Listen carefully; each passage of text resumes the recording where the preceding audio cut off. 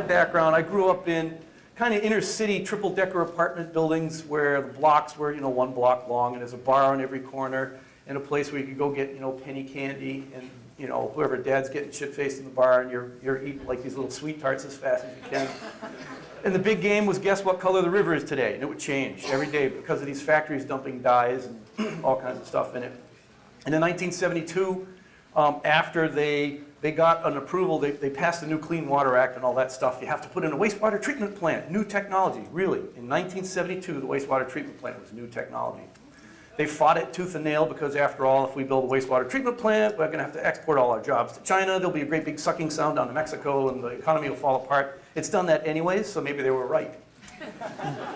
Once they did, they got a variance, so they didn't have to put in wastewater treatment plants. So somebody, I don't know who, went and plugged up all of the pipes that drain into the river. And it was a massive flood, and another new phenomena, the shopping mall. They were brand new. This big, they called it Sears Town because it was anchored by Sears. And because it was next to the river in this industrial wasteland, and they didn't like the river, they put this concrete wall so you couldn't see the river or fall into it. Well, once the river flooded and it came around that wall, it covered everything with this nasty toxic paper mache. They had to rip the whole insides out again and then redo the insides of it. They put in a wastewater treatment plant, and the river cleaned up. It cleans up, it really does. Nature actually will restore itself. Well, I went from going to engineering school, where I majored in recreational ethanol, there's lots of degree programs in that. Then I got a job as an engineer, hated it, went back to school for ecology, found myself in a laboratory keying aquatic insects out of formaldehyde, which were for the environmental, the EPA, what are the EIS statements, environmental impact statements.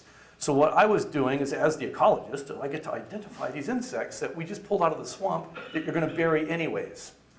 So I kind of really had a turning point, and I took off to Alaska with my girlfriend, who I think is still here. Is Jen here? There she is. All right. And while I was up there, this continued to bother me. I've got this ecological background. When I was a teenager, I had read J. Russell Smith's book, Tree Crops, like permanent agriculture. And then having grown up in the industrial East and seeing a little bit of restoration that could happen, then to come up here, pristine wilderness, right? Now I'm one of the jerks destroying it. Well, not as bad as some guys. Look at this down here. See how it's all cleared? One guy goes in, you got to clear the land in order to homestead, cut all the trees down, you stack them up. So he built a cordwood house, just stacking up the wood, plastic around the outside, flat roof and a blue tarp, no insulation, and cutting wood, throwing it into one of these 45,000 gallon barrel wood stoves, just and he eventually cut all of his trees down, and then he had to get a lease from the BLM, which owned this land here, to get a firewood cutting permit. It's like, Steve, why don't you buy insulation? It's, goddamn it, I can't afford insulation. I got to buy gas for the snowmobile and the chainsaw to cut wood. So this was a microcosm of what's really happening big going on the planet. How can we live on planet Earth and not destroy it? How can we live on planet Earth and be a beneficial part of the healing process, the recovery process, and the ecosystem improvement process? Agroforestry, the two main topics I'm going to talk about today, alleycropping and silvopasture, I found to be the great cusp technologies to get us from where the agriculture is today to an ecological systems approach. And Mike Gold had gave a talk a couple of sessions ago, and I think he described permaculture as ecological agroforestry, and I think that's a pretty cool term. That's a really cool term. So it's an intentional combination of trees, livestock, crops, and forest-grown products for economic conservation and ecological goals. This is some information you guys can grab from the National Agroforestry Center, Association for Temperate Agroforestry, centerforagroforestry.org. This is an official USDA-approved agricultural practice. We are practitioners of officially approved agricultural practices. And with the new strategic framework for agroforestry signed by Tom Vilsack, Secretary of Agriculture, it says it is A1, top quality, best management practices. We are doing the best of the best, top-notch USDA agricultural management practices. Now, if you guys have ever located somewhere and you said the word permaculture and they looked at you like you had 3 heads, You can see why it might be nice to wrap yourself in the USDA flag every once in a while and say, oh, look at this. They're all on all the programs. They're getting their CRP payments and loan deficiency payment. Loan deficiency payment. I can't pay my loan and I get a payment for that? That's cool. I can not pay my bills. I can do that. Grandpa Bill, you don't know about him. So I wrote the book, Restoration Agriculture, in part to explain to people why I have 3 heads. And that we desperately need ecological restoration on this planet. But it can't be happening the way it's commonly done now, whereas we take a piece of land out of production, out of agricultural production, and then we spend money on it to kind of put it in the snapshot of an arrested phase of what we think it should have been in 1860 or 1820 or 1735 or whatever it was. Nature has never been a snapshot. It's always in flux, always moving, always changing. And restoration is expensive. You know, there were people spending tons and tons of money to have me identify bugs so they could do proper restoration work. Because what they would do is they'll go bulldoze the whole thing, fill in all the wetlands, and then make a reconstructed wetland and put stuff back. It's like, phew, makes good sense to me. And agriculture. How many of you guys ate today? First of all, how many of you guys did not go to my previous presentation? Oh, good. Oh, good. So you guys are here for the second time. You hear some repeats. I'm sorry. If you guys ate today, that's called agriculture. Our staple food crops come from agriculture. Big scale growing of products. Our food was planted by machine, maintained by machine, harvested by machine, processed by machine, packaged by machine, transported by machine, and we probably cooked it in some sort of machine. Get used to it. And if you are a die-hard, permaculture has to be small. It doesn't say permaculture had to be small. Read the book. You read the book. It says we need to do small, slow solutions. So my reasoning, small, slow solutions, if we have 95 million acres of corn in the USA that used to be an oak savanna, let's make one small step. Let's turn it all back to oak savanna. One small step. Okay? So it sounds funny, but I'm serious. This planet needs help, and it needs help fast, and it's our job to do it, and we can't do it by spending. We've got to pay the bills, we've got to feed people. This is my copy of the first edition hardcover Permaculture Designer's Manual. And what's fascinating about it, it's never been used before. And I was at Jeff Lawton's talk when he went through the textbook in 1 hour, and he says, oh yeah, the first few chapters, that's where it's all about. That's where it's all about. And I'm looking at mine going like, ha. He says, well, the next few, that's like really good, and they're supporting this. And then these you go back for reference later. It's like, that's exactly how I've worked this thing. This is like abused, heavily used, and used. So we need real world permaculture for farmers. Real world also meaning we need to really design systems to really accomplish what we really intend to do. I don't know if I have a photograph of it. I don't. The rain barrel. A 10 by 10 surface area, impermeable surface area, in a 1-inch rain will shed 62 gallons of water. A house that's 40 by 40, that's 4 of those, right? So 4 times 62 is 240 gallons, at least, in a 1-inch rain. So a rain barrel is a design hallucination. It is not based on reality. It's a great idea. Let's catch our water and then use it. It's not based on reality. You have 1-inch rain on this roof, your rain barrels overflow, water gets down in the basement, rots your rug out, $65,000 worth of damage, somebody slips and falls, cracks their head open on the stairs, you get sued for liability, then you have to go to jail because they find out you owe taxes. Design failure number 1 because of the rain barrel. Design failure number 2, it goes, how long has it been since it's rained now? Quite a while. So you go outside and you water your tomato plants because after all, we can grow all of our food in our front yard. And you go to water your tomato plants and you run out after 10 plants. The rain barrel is not real world design. It's a great idea to capture water off the roof.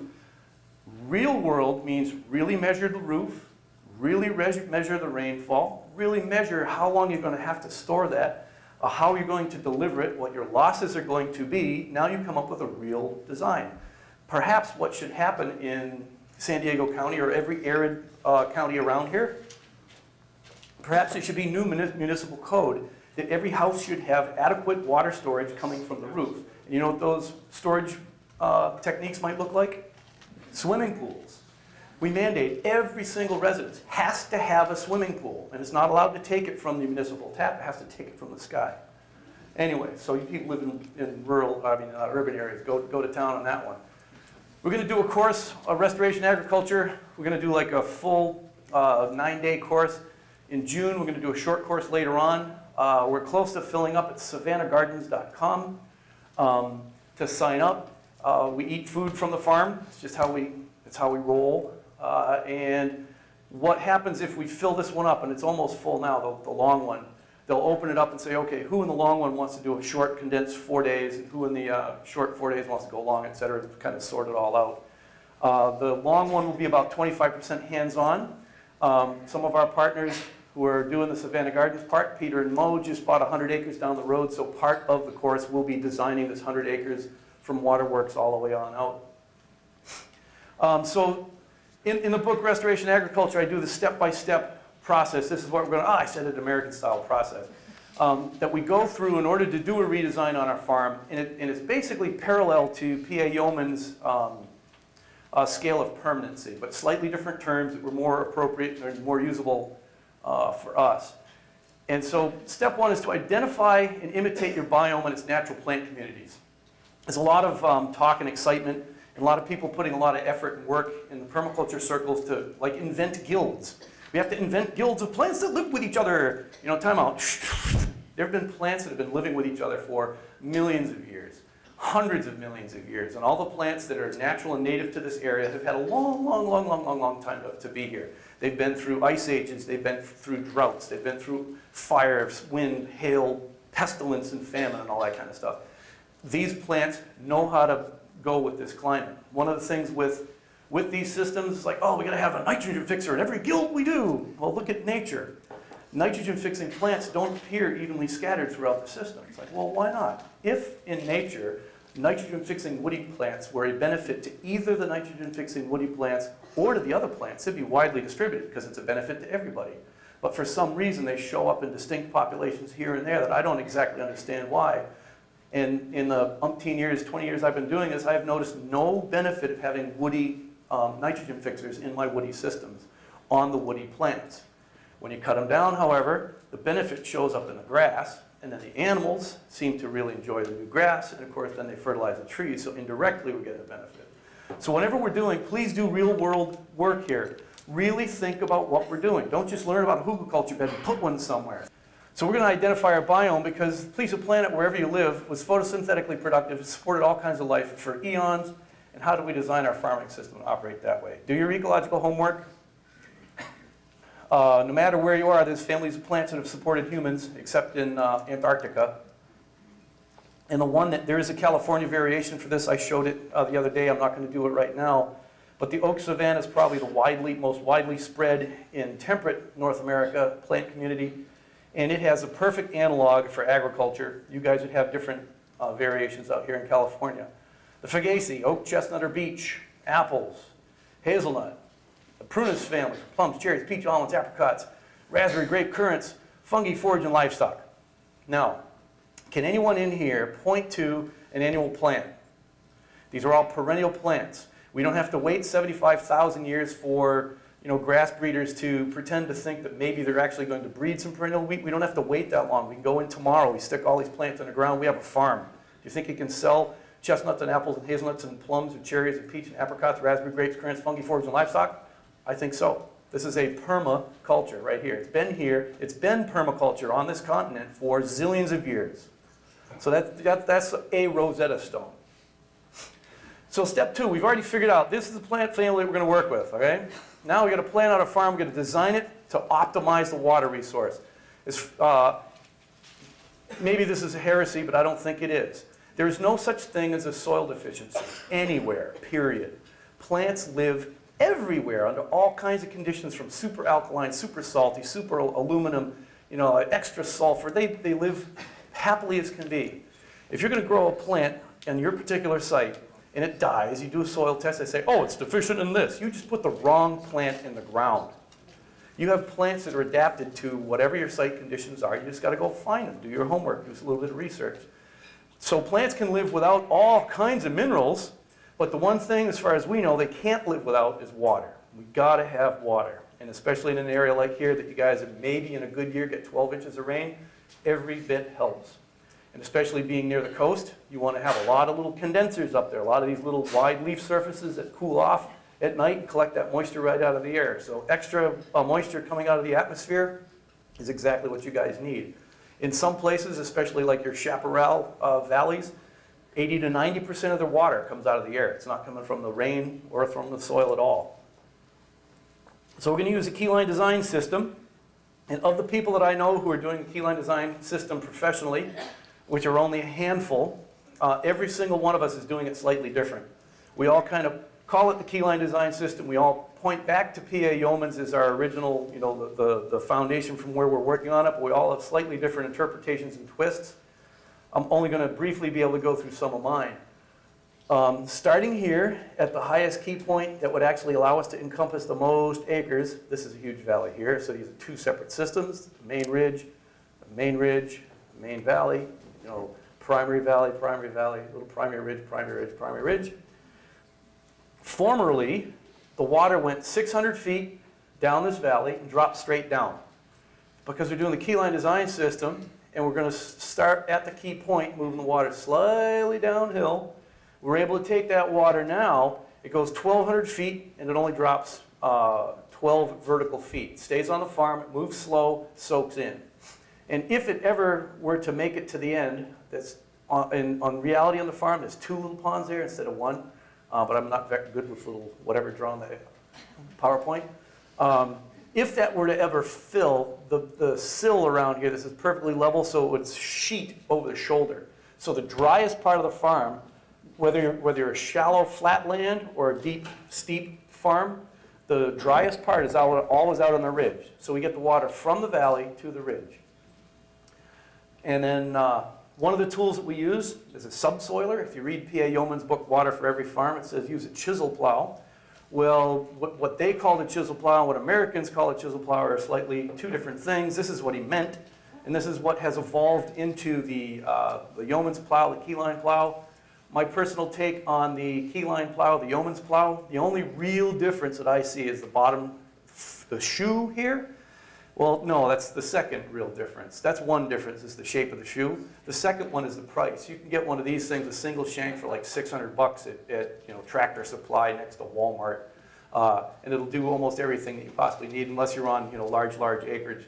Why spend the 10 grand for a piece of steel from Australia when we can support our good old American Walmart employees that get good health insurance benefits when they work more than 32 hours a week, if they're allowed to work more than 32 hours a week, but they aren't, because then they'd have to pay benefits, and so they have to go on the federal program, and the website doesn't work. You see how it's all connected? It's all connected, all because of the keyline plow. Jeez, this is a chisel plow. This is probably one of the most oxidative, destructive soil tools you can ever use. Please don't use a chisel plow. Unless you're in an extreme case.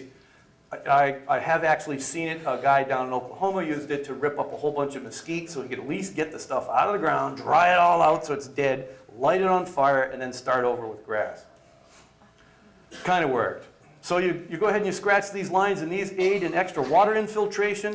And remember the pattern, I showed the blue lines, the water's going from the valleys to the ridges. That water soaks in when you're paralleling those lines. Now the whole entire farm becomes this massive water collector.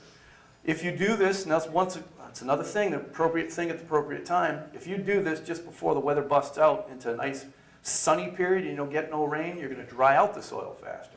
So if you see storms coming in, you go ahead and do a few lines and do it at night. I know folks up in Idaho, they do no equipment work during the day at all. You're doing it at night to conserve your water.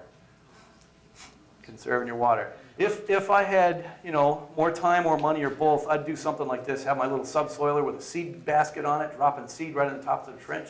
I could put my biologicals or compost teas in that. I'd also put an air compressor on it to compress air down in there because it's 80% nitrogen, and I've got all the bacteria going on in there. Let's go.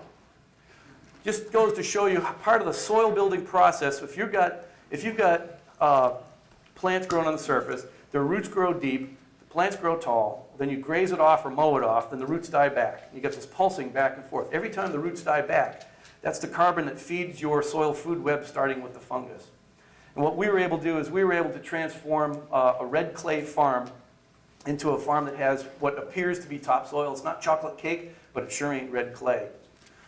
The subsoiler trenches will look like this, a linear puddle, 3 feet deep, 4 inches wide, 7 gallons per square foot. Simple, simple technology. All we're doing is just scratching a line in the ground, but instead of the water going down the valley, it's now spreading out to the ridges. Really simple. We get extra air down there, the roots grow faster, we actually build soil. Just another example of what it would look like. Down the bottom, okay, permies, here we go. Alley, swale, berm, trees. Alley, swale, berm, trees. Alley, swale, berm, trees. Alley, swale, berm, trees. Alley, swale, berm, trees. Now, once again, the swale, berm, trees. What if you're in an area that's extra arid? You might want to put your trees at the bottom of the swale because that's going to be the wettest spot. What if in a place like one site that I'm working at in Manitoba, it's all packed red clay floodplain. If they don't put it on top of the berm, the plants drown. So the same swale berm complex, you can have drier sites and wetter sites just in that one little area. So this is a more closer upper of the just a keyline patterning. And what we'll be able to see here already is we're seeing some alley cropping. There's a row of trees, your alley, swale, berm, trees, alley, swale, berm, trees. This is asparagus, there's the trees, asparagus, trees. This is trees, annual produce. I don't have any official scientific people who have written reports saying that we actually have converted red clay subsoil into topsoil, but what I do have is photographic evidence. And if you look at this here, this has been actively farmed for 20 years, and it is not red clay. This road has not been farmed, it's been driven on, and look at the red clay in the ruts. What did I do? Import red clay to put in the wheel tracks just to show off to some university, whatever? It works, really does. I thought Yeomans was hallucinating when he said he could create topsoil. I know that topsoil, man, you can make compost, pile up all the stuff, turn the compost pile, shovel it over, and it just goes away. So that's, it takes 10,000 years to build an inch of topsoil. Well, we didn't build topsoil from the top up. We converted the subsoil into topsoil. That's kind of what the water pattern looks like after you establish that keyline design pattern. So the very first thing to do, get your water managed. Get that water managed. So if we were to take over this farm over here first thing I'd do, lay out all the new lines, manage that water resource. And the water resource may be coming from off your farm. This comes through a culvert. Look at the erosion it caused in the previous life down through the farm here. This comes across, this is from a half a mile up the road. This part of my farm, actually, we swallow about 300 acres worth of rain when it starts raining. And so if anybody is foolish enough to let water run onto your farm, yours. All right, so once we got our water managed, we know what species we're going to work with, and yours are going to be different than mine. When you plant them is going to be different than when I plant them. How you take care of them in the early years, that's all your local stuff, but figure out your biome, imitate your plant communities. Manage your water resource. Now we do our agroforestry practices. All of the species in the same row, because the short plants will grow short, medium plants will eventually grow medium. The taller plants will grow taller, and then the tallest ones will go taller. You don't have to sort it out or deal with anything. Spacing isn't really a consideration anymore because they're getting their light and their nutrients from the sides. They're not like being in the straight open. They get plenty of light, they get plenty of water, because we're growing them in long, skinny rows. And probably, these are the 5 practices. Alleycropping, silvopasture, riparian buffers, windbreak forest farming. Forest farming differs from the popular usage of the term forest gardening, in that this is actually a described practice, and it's taken an already existing forest cover or planting of forest to grow an understory crop, in addition to other things in the mixed stories. I argue that the 2 most useful for us as broadacre converting permaculturists is alleycropping and silvopasture. Alleycropping is growing of some sort of cash crop in between rows of trees. That's the simple, easy definition for it. Now, if you can imagine, we're all permaculturists. We want to have the Garden of Eden planted instantly. Well, you go out there, it's not the Garden of Eden right now. It's a parking lot. So, okay, what do? We'll plant these trees, and we'll mulch it deep, and we'll kind of bury it, have school kid programs, and we'll keep feeding this thing and mulching it and feeding it and mulching it. We sit there and twiddle our thumbs for years and years and years. Somebody actually teased me once. They did a presentation right before me. They knew I was coming up next. They said, how many permaculturists does it take to change a light bulb? That's 1, but it takes a long time. And I go, ha, ha, ha, ha, ha. They said, bull pucky. because we set it up right away, and this is our cash crop, whether you're doing produce or herbs or whatever it is, in between rows of trees. This is where your creativity goes. If you're on a smaller scale, instead of thinking of rows of trees, I wish this was a whiteboard. I can draw on this, can't I? You can do it as dots. You have the tall element in the middle, and then the shorter rings around it, but still the same, your same biome, your same plant community, just done in circles. So on a smaller scale, that's kind of easy. On a larger scale, rows. Establishment phase. Your alley crop that you're growing in between rows of trees is obviously going to be getting full sun because you don't have any shade yet. So you use plants that thrive in a full sun. Later on, as your system matures, you'll use things that have more shade tolerance. So one of the things that this automatically sets us up as different is we know that everything is always changing. The conditions are always changing. Salad greens between tart cherries. This was actually a cherry orchard that got into the salad green business, not a salad green business that got into cherries. And so they started to grow salad greens between the rows. Perfect for market gardeners. You go ahead and have your little market garden plot. You grow your trees on the side of your rows. And the spacing considerations between the row on the larger scale, most convenient to use is multiples of 2 times your equipment width. That way you go up and back while working, up and back while working. So you're like 2, 4, 6, 8. So you take your most critical equipment. Sometimes it's like a hay bind, pull behind hay bind that swings in and out, and you make your rows 2 times equipment width. This guy over here, I actually helped him design his lawn before down in central Illinois. I had him grid on the 0-turn radius riding lawnmower, his funny hat, his glasses, his beer can and a little thing, and just drive out. Do it through your yard. So whether you're using a lawnmower or a tractor, size it to your equipment. Some of the things that we need to point out is a lot of people think that walnuts will kill everything underneath it. Well, they don't kill everything underneath it. There's a lot of species that are compatible with walnut, including corn, beans, and alfalfa. And then another thing that why I like to point this out, as permaculturists, we should not necessarily take a total purist stand on things such as the use of herbicide. If we're going to get big farmers to convert from what they're doing right now, 60 years of herbicide use, to a system that doesn't need it, we're going to have to make it easy on them. So if we all of a sudden say, 1 row of walnuts, just use 2 different herbicides, you'll be fine. They might go for it. But if you say, oh no, you have to totally stop using herbicides and mulch everything deep and have pitchfork parties and saunas and a mud oven and forget it. They're not interested. We have to talk their language, and then once you get in there, say, all right, now he's listening. Now I sell him the Kool-Aid. And then every time he drives by, he looks and he goes, oh, I could have put something in there. My daughter-in-law wants to plant this. My son wants to plant that. This is done with a single pass with a 6-row corn planter, just to see this change through time. Your system will change through time.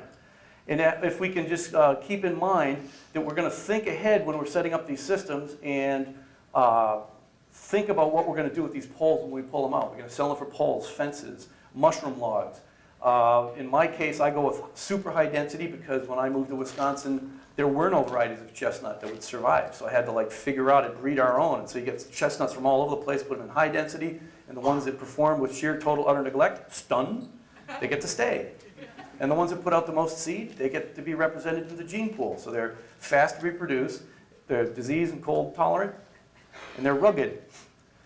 You want high-value trees, match the trees to the site conditions. I know you can grow bananas in the Rockies. I've seen them. I've seen bananas in Circle, Alaska, 30 miles from the Arctic Circle. But at what expense? You had to go through all this thing, and just because you're cool, you get 4 bunches of bananas. Great. You'll have a lot more success if you plant what really belongs here and does really well. Find the selected cultivars, the improved varieties, and if there aren't any, breed your own. The one thing that is really significant if you're going to be planting trees near any of your crops that you really want to depend on for income, you will have root interactions. Of course, we know there'll be shade interactions eventually. This guy did not use the technique that agroforesters call a root plow. We already have this device that we're using because we're already farming on the keyline principles, and that's our subsoiler. So we just drive this ever since the trees are little. You drive next to your trees when they're little, and you clip the roots, and it makes an air-pruned line, and the tree roots can't cross that. So the roots got to stay in the row, and they go down and within the row. What's that called again? A subsoiler. No, the practice. This is root pruning, root plow. Root plow or root pruning.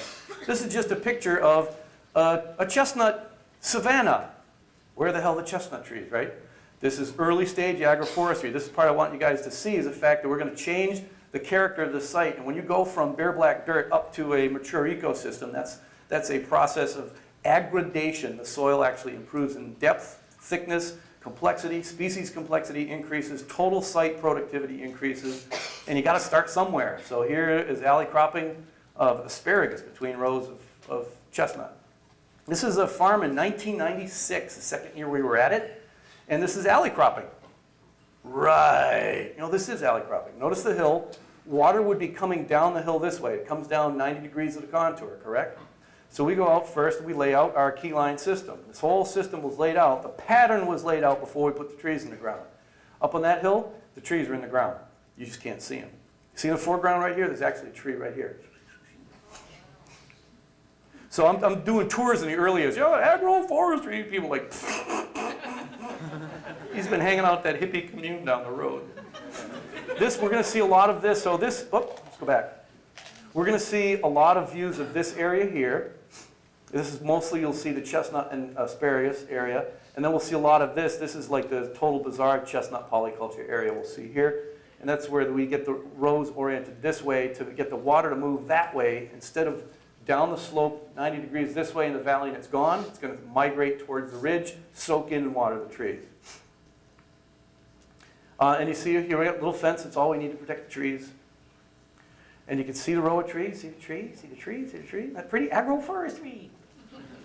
Boom. And this is the water structures that would be going in. Back to this again. That's where the water. Now here we go. Time sequencing. This is what it looked probably, let's see, look at the size of the spruce tree. That's probably 5 or 6 years into the program. And then a few years later, alleys of a cover crop, alley of a produce crop, alley of produce crop, the trees in between. Trees are growing. You can see little trees in there. Here's the asparagus. You can see these little trees in the asparagus. A couple more years go by, starts to close in. So the point is we were able to go there from year one, start cash flowing. We can start paying our bills growing produce. Well, then as time goes on, one point in time, I think I had 12 acres of produce that I was doing, all going wholesale. I don't think I'm ever going to do that again. Matter of fact, I don't feel like picking up a cucumber again in my life. I've calculated, I've personally picked, bundled and packed, boxed and delivered about 4 semi-trailer loads of asparagus in the past 19 years, myself personally. I'm kind of like done with that too. So alley cropping, you see this is that same picture back here, right there, boom, boom, boom, boom. This is the other side of the hill over there. See the wind turbine, it's on the other side of the wind turbine. So you can just see the change over time. Trees are getting bigger. The asparagus is looking smaller, not because asparagus is any smaller, but the trees are getting taller. What's interesting, we do get about 50% of the yield of what you would expect. Oh no, that's horrible. Yeah, but sometimes we grow 4, 5, 6 things in the same place. So if you get 4 crops, a half yield of each, a half and a half and a half and a half, that's 2 total yields. We get more total yield per area than we would otherwise if we just done plain asparagus. And what do we do here? How do we treat our asparagus? What's our management technique? Stun. Sheer, total, utter neglect. Nobody takes care of the asparagus on the side of the road. Why should I take care of mine? And I only pick half a yield? All I do is harvest. Do a little mowing. Acorn squash between rows of hazelnut. This was that first field that you saw with the the long key line slots, with the subsoil slots in it, just a few years down the line. Sunflowers, grow oil crops. I wonder if I put the word in there. I didn't. Okay. Oil crops. Design how many oil crops you need based on your actual fuel usage and your actual harvested yields and the actual press out rate of the crop. You know, going down to the fryolator and getting 5 gallons of grease and filtering it, putting it in your car. See, I run on straight vegetable oil for 2 days. If we're going to design a real permaculture system, we need to really design how much fuel we really use, and then we really go plant it, and we really go grow it, and really press it with the real equipment. And so we have a real fuel business. I'm actually part of an oil cartel now. We have a fuel pump downtown, homegrown bio. So these are sunflowers between rows of chestnut. This is a good picture right here because you can see some residue zucchini from the previous year. As alley cropping moves through time, we're going to change. We're going to change from like 5 rows of zucchini, for example, to 3 rows of zucchini, And then all of a sudden, when there was one row down the middle, it's like not worth picking. And so we're going to go look at the rest of our system, and we see that what's coming in is weeds. Elderberries, mulberries, grapes, and raspberries. Ding, home run. So what do we plant right down the middle? Elderberries, grapes, mulberries, raspberries. And one thing I want to give Mike Gold a heartfelt thank you. He never would have been able to stand up in front of a presentation and say, yeah, and maybe in between you want to intercrop with all these different things. Agroforestry was straight line of this, and here's your crop, straight line of this, here's your crop. I feel at least I've had at least some influence on you, Mike, that now you're even thinking that it might be possible to plant this row of trees and then that row of trees and then this row of trees and have them all be different species. Cool. That's actually permaculture victory. So another couple of years go by. Boom. Now we are no longer growing any produce crop in here. You can see the elderberries are blooming, the chestnuts are blooming, there's grapes in there, and now there's anywhere between 1 and 5 different species of livestock grazing through the system. So let's start again. This is a chestnut orchard. You plant your trees 30 feet apart and you wait 15 years to get a yield. Okay. Or you plant your chestnut trees wicked close together. You find the ones that start yielding in 2 or 3 years, and then you plant an alley crop in between so you're cash flowing in day 1. I got in trouble once giving a presentation when I made this ridiculous claim that I planted an acre of chestnuts.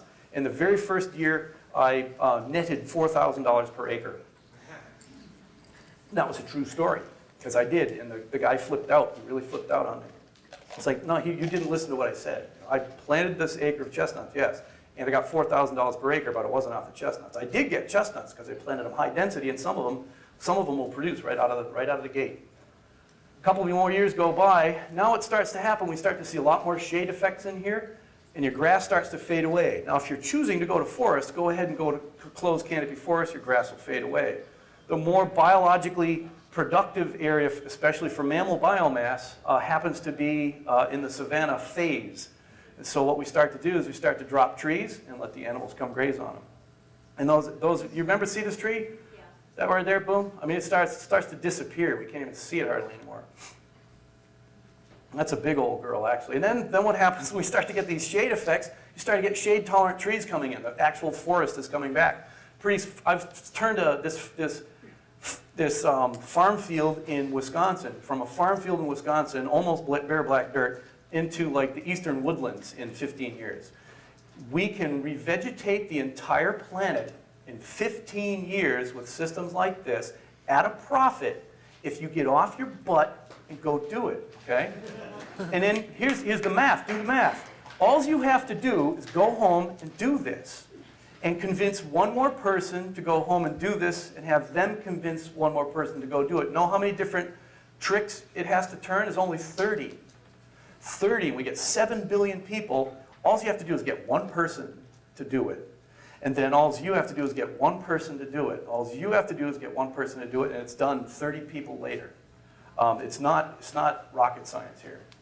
Silvopasture, the intentional combination of trees, shrubs, forage, livestock. Allowing your livestock to graze in natural woodland areas, not silvopasture. Now this said, there are places that people think are forest and they actually aren't. They're overgrown ag fields, overgrown brushlands. They haven't got to the time where they've developed a long history of closed canopy forest and a deep duff layer and all kinds of forest floor ephemerals. If you have a true forest, please don't do this to it. We have so few left. We need the biological diversity just for extra life on this planet.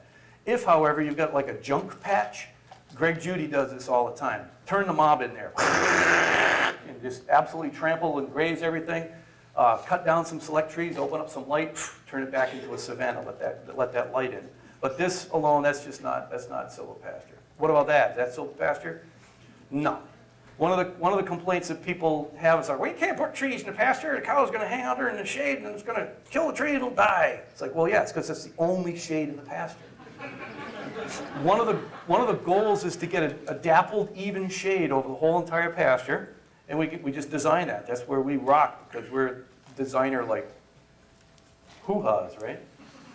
The different variables, we can pick whatever tree species, density, how many you are, this affects your lighter shade, how early. We actually got mushroom growing conditions in 3 years by planting double rows, high density. In 3 years, you got a closed canopy forest this tall, we could grow mushrooms under there.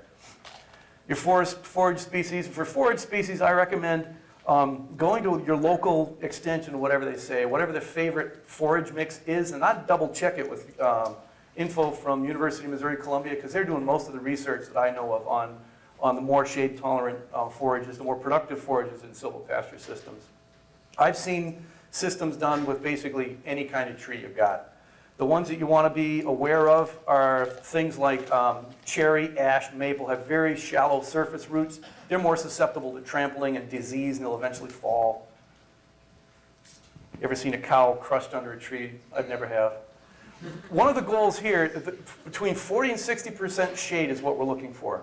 That is when the grass actually grows better. It grows for a longer period of time during the day.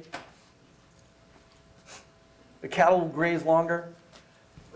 Maintain a proper stock density. We have no idea what the proper stock density is. Nobody does. Well, that's what's great about this is the learning is going to go on forever. We're always going to learn about this stuff. So the big mistake, there is no mistakes. There's only feedback. Well, there is one mistake. It's not doing this. If you don't do this, one more minute goes by, you could have had a tree in the ground. So get it in the ground. If the tree's in the wrong place, cut it down. You put it there, you can cut it down. My trees oftentimes suffer from what I call cultivator blight. You're just driving by and all of a sudden, oops, well, that means that the design didn't match my use of this piece of property. Easy way to get rid of trees, right? And the other thing too is like so many people would come to my farm and they're like, you got stuck in the swale, you twit. Why didn't you stay on the road? Well, I knew you had trees planted everywhere, so I kind of pulled over. It's like, that's where the trees are. And then they're high center down in a swale. Never happens, never happens. And you do want to rotate your livestock more frequently during wet periods so you don't really muck up the roots and pug your soils, cause them to go anaerobic on you. Mob stock grazing, I'm really, really impressed with what cows do when you train them to act in a little bunch. They're just a radically different animal than like these freestyling animals when they go into a herd. And they graze faster. They are less selective about what they eat. They'll eat stuff that they wouldn't eat ordinarily. They trample about half of what they're on top of, and then they bury the rest of it in poop and urine. It's a more concentrated urine and manure pack. And they're used as the management tool. What we're doing is we're using the livestock as a management tool to enhance the overall productivity of the overall system. We're going to get probably lower yields of beef, cattle, pork, chickens, whatever, than somebody else would. But we want overall system health is what we're going for. This is a Darren Doherty shot he gave me from down in Australia somewhere. These guys, they only have a single fence out in front of them, and it's on like a wheel, and it just rolls forward at a slow rate, and they stay right on it. We used to do chickens in chicken cages. We used to call that Vietnam. And no matter what, the chickens want to break out and get behind the cows. If you want to do like, cows, pigs, sheep, whatever, chickens last, it ain't going to work. Chickens are right behind the cows. One of the benefits of doing a nice mob stock grazing, if you abuse the pasture so much over here, if you don't get in there to move them in time and they're hungry, where are they going to go? They're going to go to where you wanted to move them to next anyways, because that's where the best grass is. So then you come by, it's like, oops, I was a little late. They broke through the fence. You just moved one behind them. In most cases. Then there's the one, you get a phone call from a neighbor 5 miles down the road that way. So you go down to get them, and then you get a phone call from a neighbor 5 miles in the opposite direction, and then you go walk them home, and they're pissed. And you are too. And you're late for dinner, and you're tired. So just mobbing them up, they act like a totally different animal. So if you're going to be growing trees, even if it's just for timber, this is black walnut we planted from seed when we first got on the property. If you're going to be growing black walnut for timber, you're going to want to do some kind of pruning so you get rid of the side branches, so you'll have a nice, straight, tall saw log. You also want to do some kind of weed control so the trees won't have to compete against the grass. And you want to do some fertilizer. So these guys are doing removal of branches. They're doing the weed control and they're doing the fertilizer. They're doing a pretty good job at it too. And then if you notice, we got other plants thrown in there. These are mulberries. We use white mulberries. When the mulberries are ripe, that's where you'll find the pigs. They just hang out on the mulberry trees. Their poops are purple for weeks on end. Two different ways of doing a silvopasture. You can put trees in your pastures, or you can establish pastures in your trees. And once again, not in the forest, please. We need forests. But if you have an overgrown ag field or an overgrown brushland or a place that was never forest in the first place, like many places in Oklahoma, Nebraska, they were all savannas anyways. It's okay to open up. It's not an ecological crime. And you'll actually get increased photosynthetic productivity out of that. Fencing, you can fence your trees with hard fence. And if you're concerned about losing pasture, you raise or lower your bottom strand and your cattle will stick their head under. So depending on how high that bottom strand is, it determines how far in they graze, and you can get it right down to 6 or 8 inches that they won't graze. Some people, I used to be concerned about cattle rubbing on trees and stuff like that until I realized that cattle rub on trees. It's like, well, why should I be concerned? How can I figure out how to use that instead? Because concern, it's like doesn't help anybody, right? Tree tubes, if you're in a place with high deer populations, you really may want to consider this. Buy some of the 5-foot tree tubes. I did a couple of experiments. I participated with DNR. They came by to put tree tubes that measure growth and survival and all that kind of stuff. One day I came down and here's this one Jersey steer sitting there with 2 feet of a 5-foot plastic tree tube down its mouth, and it's going around and around and around. It's like, oh man, you stupid animal. So I stepped on the animal and I pulled this thing. And it was the sound and the smell and the colors. It was like green and yellow and red and snot. And so I said, yeah, that ought to learn you. Go into dinner. I still didn't move them. I should have moved them, right? Because they were going to start eating the tubes. Well, next time I come out, there's like 5 of them chewing on tree tubes. It's like, whose fault was that? Whose fault was that? It was my fault. My fault. I didn't move them in time.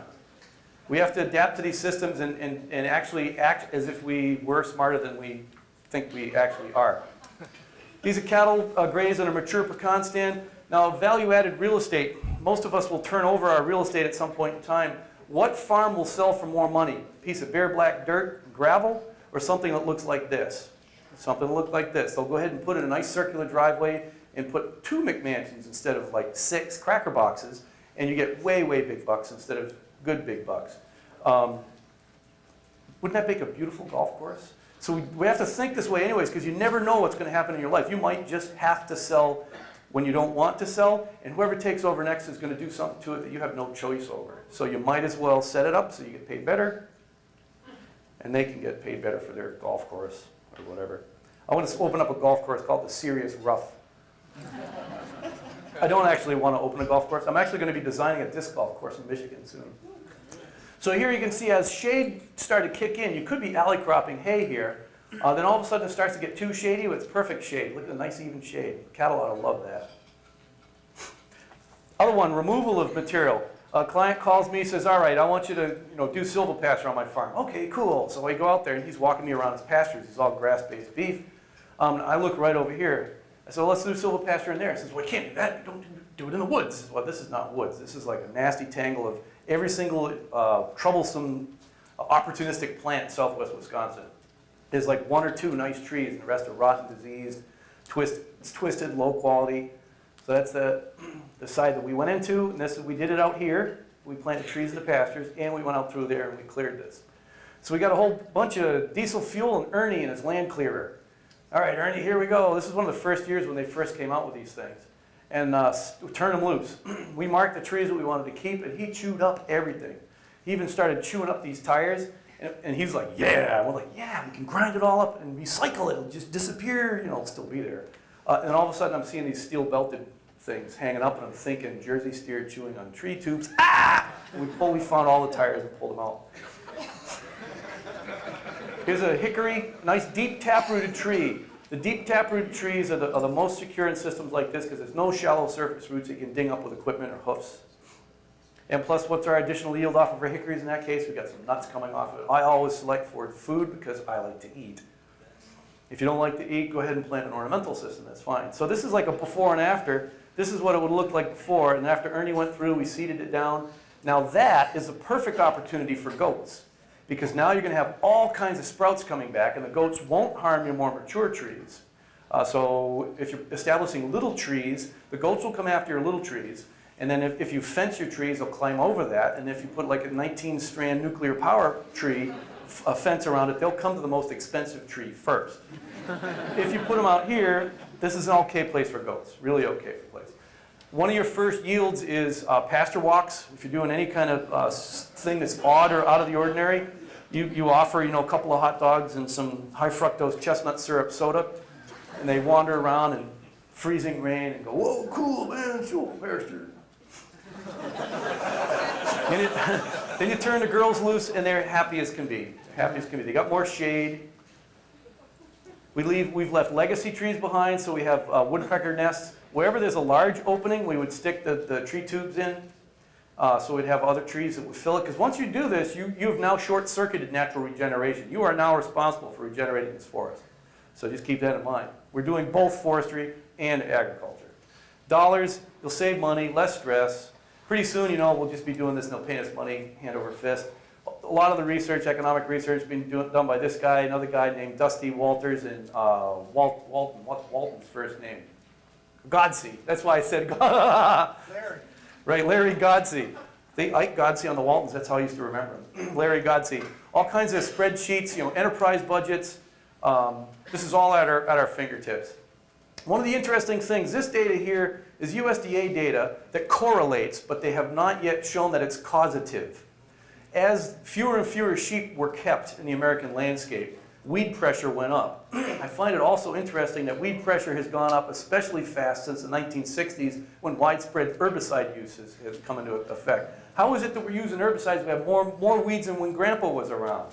I think that our practices are causing the weed problems that we're seeing today. We're causing herbicide-resistant weeds, and we have nobody that will even go eat them. Sheeps are great little weed eaters. This is just a little polywire fence put around there. We'll put the sheep on the hot spots. Put them in the hot spot. We want to get rid of all this sumac. And the animals are happy. She's taking care of the pruning for me. I don't need to remove the lower branches. She's got it covered. The dog is happy as can be doing the dog thing. Isn't this a lot nicer than like 17 square miles of shoulder-to-shoulder cattle with automatic machines feeding them? We are actually using the animals to develop ecosystem health. We have several species of weasel, all kinds of frogs and amphibians, loggerhead shrikes, these rare birds. There was an ornithologist from Madison that came through a year ago in the fall during the migration. He walked a quarter mile onto the farm and a quarter mile off the farm and counted 125 species of bird that were using our place as a layover. What happens if we restore the health? We can restore the health of the ecological systems on our planet and get our food and have a nice livelihood in the meantime. California is not going to look like this. You guys are going to look differently. And that's your homework.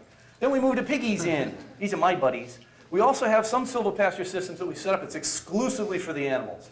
In this area right here, this is only the pigs go there. We don't harvest human food out of there. It's just for them. And next summer, we'll have some hazelnut, apple, and grass-fed, then hazelnut, apple, and chestnut finished pork that was turned into prosciuttos and all that kind of stuff by the LaQuercia company in Iowa. Go online and see how much a ham costs if you get it at LaQuercia. First, you can't buy it. They got a 2-year waiting list. And second, it's $1,000 per ham.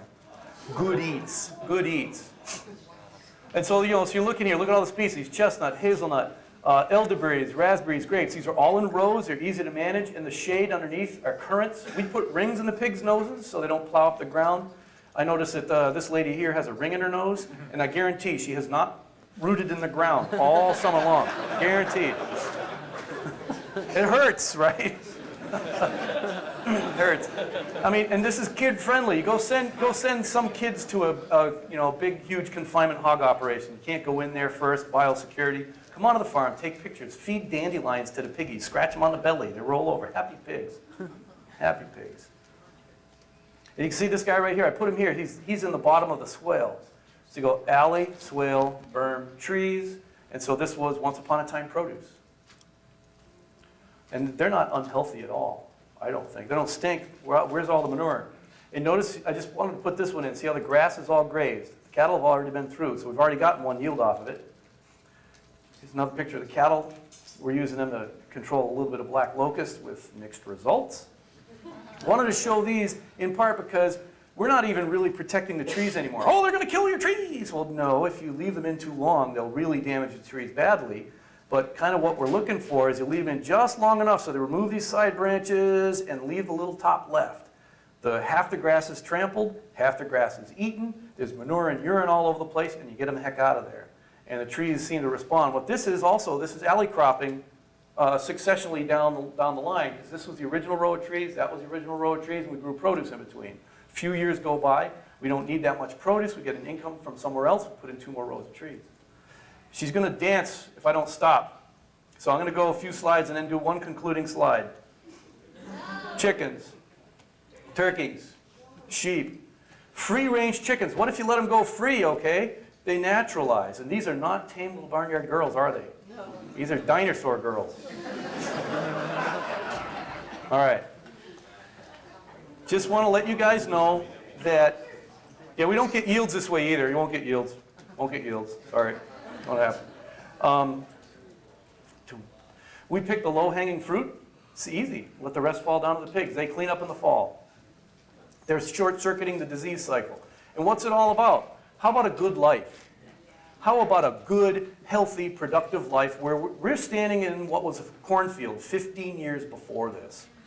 15 years, we can take the entire planet and turn it green again if we get off our butts and actually do this.